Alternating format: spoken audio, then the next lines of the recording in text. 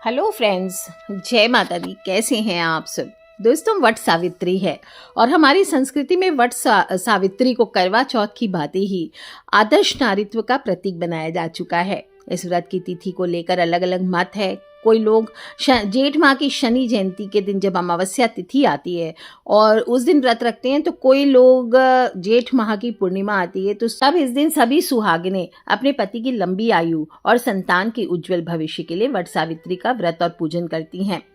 दोस्तों, ये व्रत जेठ माह की कृष्ण पक्ष की त्रयोदशी से लेकर के अमावस्या तक और जेठ माह के शुक्ल पक्ष की त्रयोदशी से लेकर के पूर्णिमा तक करने का विधान आता है। और जो लोग जहाँ जिस भी स्टेट में है जैसे मानते हैं वैसे ही व्रत को करना चाहिए। वैसे तो 3 दिन का नियम होता है, लेकिन आजकल औरतें 1 ही दिन करती है, तो वो ठीक है, कोई बात नहीं है। स्त्रियों को सौभाग्य देने वाला, संतान प्राप्ति में, संतान की खुशियों में सहायक व्रत है। अखंड सुहाग की कामना से किया जाता है, लेकिन ऐसा नहीं है कि इसे बाकी लोग नहीं कर सकते। कोई भी कुंवारी लड़की हो, विवाहित हो, कुपुत्रा हो, सुपुत्रा हो, विधवा हो, सभी स्त्रियां इस वैभवशाली व्रत को कर सकती हैं, क्योंकि सभी के लिए सौभाग्यवर्धक है, पाप हारक भी है ये व्रत और दुखों का नाश करने वाला है। घर में धन धान्य को लेकर के आता है और घर में सुख शांति बनी रहती है। तो इस दिन क्या करती है महिलाएं? वट सावित्री का व्रत रख करके बरगद के वृक्ष की पूजा करके देवी सावित्री के त्याग, पति प्रेम और पतिव्रत धर्म का स्मरण करती हैं। और यही कारण है कि इस दिन इस व्रत में वट वृक्ष का बहुत बहुत महत्व होता है। कहते हैं कि वट के वृक्ष ने सावित्री के पति सत्यवान के मृत शरीर को अपनी जटाओं के घेरे में सुरक्षित रखा था, ताकि जंगली जानवर उनके शरीर को नुकसान न पहुंचा सके। आप देखेंगे इस पेड़ में बहुत सारी शाखाएं नीचे लटकी हुई होती है। इन्हें देवी सावित्री का रूप माना जाता है और कहते हैं कि वट वृक्ष की जड़ों में ऐसे भी ब्रह्मा, तने में भगवान विष्णु और डालियों में त्रिनेत्रधारी शिव का निवास होता है। इसलिए इस वृक्ष की पूजा से आपकी सभी मनोकामनाएं जरूर पूर्ण होती है। और अग्नि पुराण में बरगद उत्सर्जन को दर्शाता है। संतान प्राप्ति के लिए जो लोग इच्छुक महिलाएं हैं उन्हें तो जरूर ही इस व्रत को करना चाहिए और बहुत स्पेशल विधि होती है, पर आप एकदम सिंपल तरीके से भी पूजा व्रत कर सकते हैं। इस व्रत में विशेष रूप से भीगे हुए चने का इंपॉर्टेंस होता है। तो सभी को पहले दिन रात में ही 1 कटोरी चना भिगो लेना है, यानी आज की रात आप चने भिगो लीजिए, मेहंदी लगा लीजिए और इसके बाद कल के सारी पूजा की तैयारियां करके आपको कल बरगद वृक्ष की पूजा करनी चाहिए। बरगद का वृक्ष आपको मिलता है तो बहुत अच्छी बात है, नहीं भी मिलता है तो आप एक टहनी ला करके, आप अगर नहीं जा सकते तो कोई टहनी मंगवा करके आप घर में उसका पूजन कर सकते हैं। अगर वो भी ना मिले तो दीवार पर बरगद के वृक्ष का चित्र अंकित करके आपको उसका पूजन करना चाहिए और चने जरूर भिगोएं। कहते कि सावित्री चने को लेकर सत्यवान के शव के पास आई और चने को सत्यवान के मुख में रख दिया। इससे सत्यवान फिर से जीवित हो गए थे। इसकी बड़ी सुंदर कथा है कि प्राचीन काल में मद्र देश में अश्वपति नाम के एक राजा राज करते थे। बड़े धर्मात्मा थे, ब्राह्मण भक्त थे, सत्यवादी थे, जितेंद्रिय थे। राजा सब प्रकार का उनको सुख था, लेकिन उनकी कोई संतान नहीं थी। इसलिए उन्होंने संतान प्राप्ति की कामना से 18 सालों तक सावित्री देवी की कठोर तपस्या की और सावित्री देवी ने उन्हें फिर आशीर्वाद देते हुए एक तेजस्विनी कन्या की प्राप्ति का वर दिया। यथा समय राजा की बड़ी रानी के गर्भ से एक सुंदर कन्या ने जन्म लिया और कन्या का नाम सावित्री रखा गया। और राजकन्या शुक्ल पक्ष के चंद्रमा की तरह दिन दिन बढ़ने लगी। धीरे धीरे वो युवा हो गई और उसके रूप लावण्य को जो भी देखता उस पर मोहित हो जाता। राजा के विशेष प्रयास करने पर भी सावित्री के योग्य कोई वर नहीं मिला, तो उन्होंने एक दिन अपनी बेटी से कहा, बेटी अब तुम विवाह के योग्य हो गई हो, इसलिए स्वयं अपने लिए वर की खोज करो।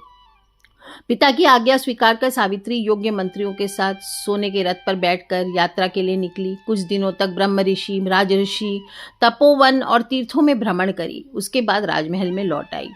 उसने पिता के साथ देवर्षि नारद को बैठे देखा। उन दोनों के चरणों में श्रद्धा से प्रणाम किया और महाराज अश्वपति ने सावित्री से उसकी यात्रा का समाचार पूछा। सावित्री ने कहा, पिताजी, तपोवन में अपने माता पिता के साथ निवास कर रहे ध्युमत सेन के पुत्र सत्यवान सर्वथा मेरे योग्य हैं, इसलिए मैंने उन्हें ही अपना पति चुना है।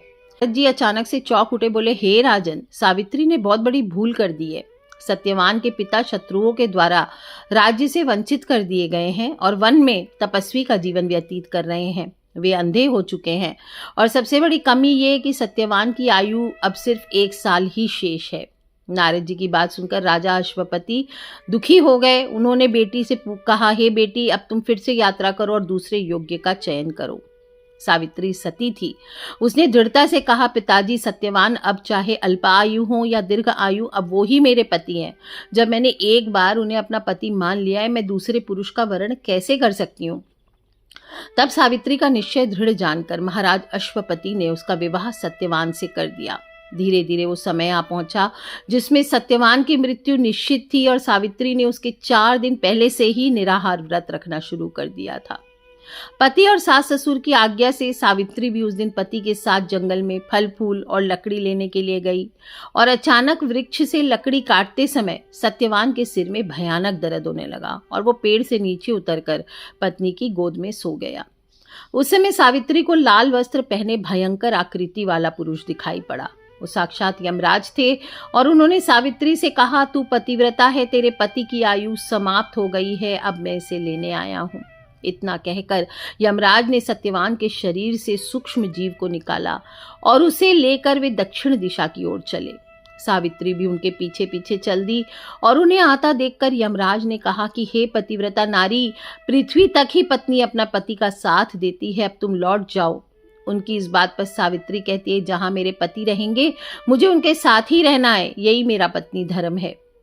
यमराज ने उसे बहुत दैवीय विधान समझाया, परंतु वो नहीं मानी और पीछे पीछे चलती रही। तब उसकी निष्ठा और पति परायणता को देखकर यमराज ने बोला, पति के प्राण तो नहीं लौटा सकता, कोई वर मांग लो। तब सावित्री कहती, मेरे सास ससुर वनवासी हैं, अंधे हैं, उन्हें आप दिव्य ज्योति प्रदान करें। और यमराज ने कहा, ऐसा ही होगा और अब तुम लौट जाओ। यमराज की बात सुनकर उसने कहा, भगवान, मुझे अपने पति देव के पीछे चलने में कोई परेशानी नहीं है, पति के पीछे चलना तो मेरा कर्तव्य है। और फिर से वो उनके पीछे पीछे चलने लगी, आगे आगे यमराज, पीछे पीछे सावित्री। यह देखकर यमराज ने उसे गुस्से में बोला, चलो तुम एक और वर मांग लो। तब सावित्री बोली, मेरे सास ससुर का राज्य छिन गया है और वो पुनः उसे प्राप्त कर सकें, साथ ही धर्मपरायण बने रहें, यही मेरी मनोकामना है। यमराज ने कहा, तथास्तु, और फिर से सत्यवान के प्राण लेकर चले। देखा तो फिर से सावित्री पीछे पीछे आ रही है। अब यमराज ने दृढ़ता से कहा, एक आखिरी बार कहता हूं, तुम लौट जाओ, लेकिन पति के प्राणों के अलावा जो मांगना है मांग लो, और लेकिन इस बार तुम लौट जाना। तब इस बार सावित्री ने अपने को सत्यवान के 100 पुत्रों की मां बनने का वरदान मांगा। यमराज ने परेशान होकर के बिना ध्यान दिए ही तथास्तु कहा और आगे चले गए। तब सावित्री फिर उनके पीछे पीछे चलने लगी। अब उसके कृत्य से यमराज आग बबूला हो गए। यमराज को क्रोधित देखकर सावित्री उनके दोनों हाथों से उनको नमन करती हुई कहने लगी, जी महाराज, आपने मुझे 100 पुत्रों की मां बनने का आशीर्वाद तो दे दिया, लेकिन मैं बिना पति के मां कैसे बनूंगी। इसलिए आप अपने तीसरे वरदान को पूरा करने के लिए अपनी कही हुई बात को पूरा कीजिए। यमराज ने कहा, तूने तो मुझे ठग लिया सावित्री। और सावित्री की बुद्धिमत्ता पूर्ण और धर्मयुक्त बातें सुनकर यमराज का हृदय पिघल गया। सावित्री के तीनों वरदान पूर्ण होने का भी यमराज ने उसे आशीर्वाद दिया और कहा कि जो तू चाहेगी सो होगा। और यमराज ने सत्यवान के प्राणों को अपने पास से मुक्त कर दिया।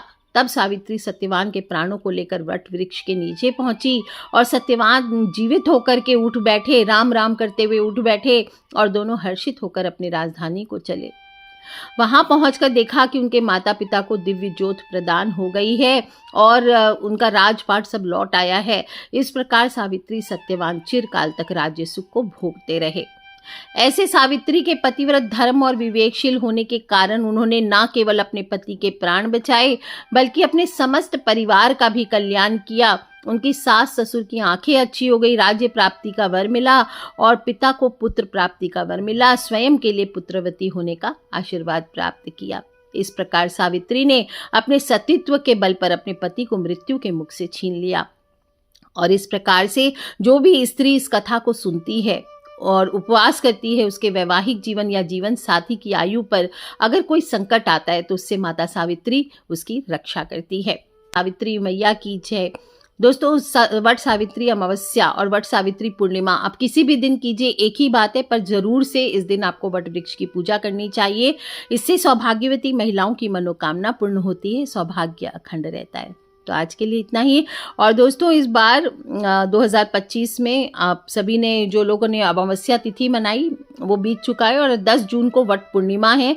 अगर आपने अमावस्या तिथि पर व्रत नहीं किया था शनि जयंती के दिन, तो आज के दिन कीजिए, या कम से कम वट वृक्ष की पूजा ज़रूर कीजिए। 11:34 से शुरू हो रहा है वट पूर्णिमा और तिथि का समापन 11 जून को दोपहर को 1:12 तक होगा।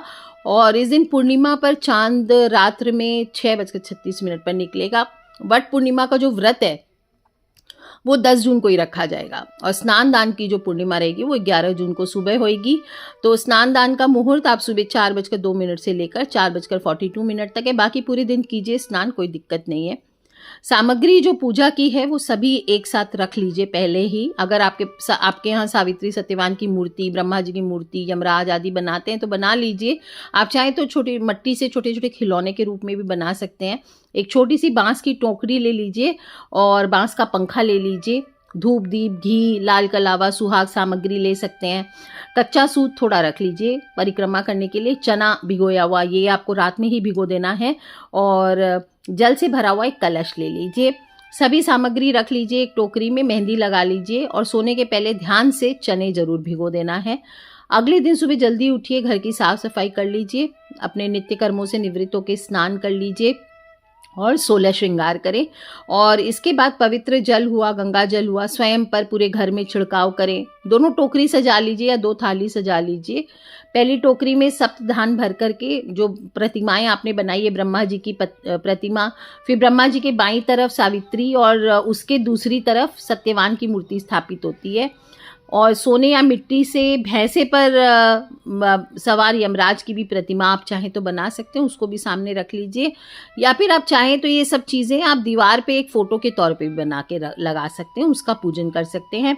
बरगद के वृक्ष के पास आप टोकरी लेकर के जा सकते हैं। और अगर घर पे आप करना चाहते हैं तो दीवार पे या पेपर पे अंकित कर लीजिए और साथ में एक बड़ की टहनी घर पे मंगवा सकते हैं, नहीं तो उसको भी आप दीवार पे मांडा कर लीजिए। अब नहीं मिलता है तो कोई उपाय नहीं है। रियल वृक्ष, वट वृक्ष सब जगह नहीं होता है। मेन होता है आपकी भावना, आपकी श्रद्धा, विश्वास, आस्था का है। तो आप इस तरह से पूजन करें, मन में कोई वहम विचार ना रखें। और अब रोली मोली, फूल, फल जो भी आपने लिए, 5 प्रकार की मिठाई, पान के पत्ते, धूप, दीप, देसी घी का दिया, हाथ वाला पंखा, अगरबत्ती, थोड़ी लीची इस दिन चढ़ाई जाती है भोग में। अगर लीची या आम मिले तो वो ज़रूर रखें, खरबूजा रखें, और सुपारी, अत्र ले सकते हैं, पताशे, एक पानी वाला नारियल। इस तरह से 1.25 मीटर लाल कपड़ा बिना सिला हुआ और सारा श्रृंगार, सुहाग पिटारी आदि आपको रख लेनी चाहिए। अब लोटा लेकर के जल से पहले आप बरगद के वृक्ष को जल चढ़ाएं। कच्चा दूध थोड़ा सा डाल सकते हैं उसमें, वो चढ़ाएं।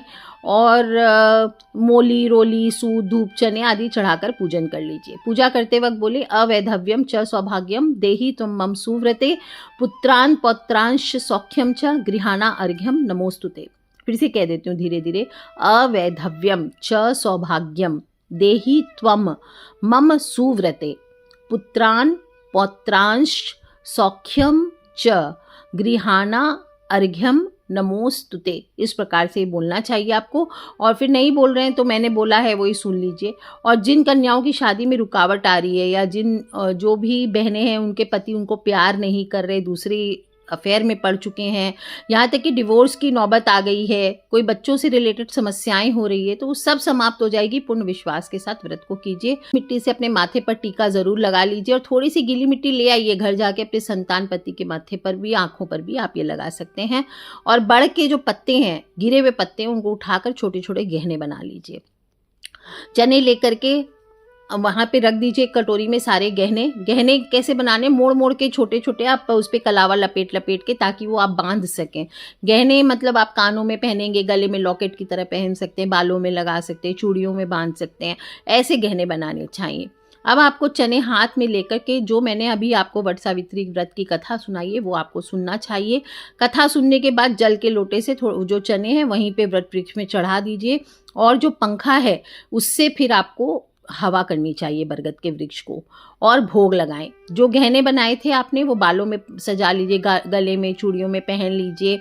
और इसके बाद आप जो भी भोजन आप अगर घर से भी बना के लाए हैं, पूड़ी हलवा चना आदि, तो वो आप चढ़ा सकते हैं। सात्विक भोजन हो, ये ध्यान रखें।